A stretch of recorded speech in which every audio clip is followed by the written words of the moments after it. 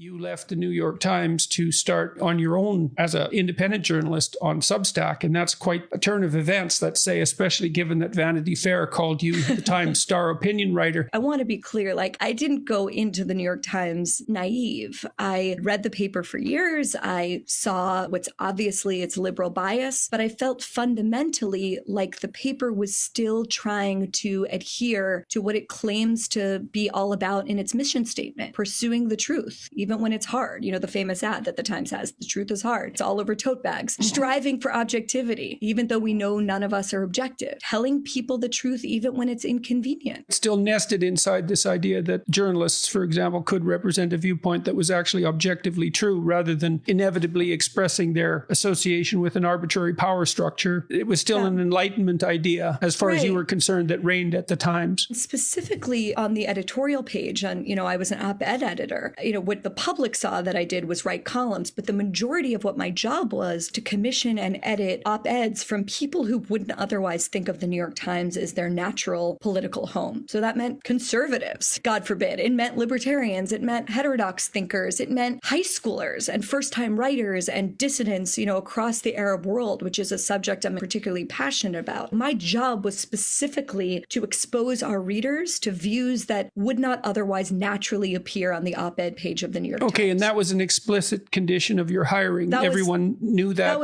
to begin with. That was my job description. Very much. Okay. So you weren't a fifth column, or if you were, it was something that everybody had agreed upon. Yeah, the goal was for me to bring in pieces that would otherwise make maybe even my desk mates uncomfortable.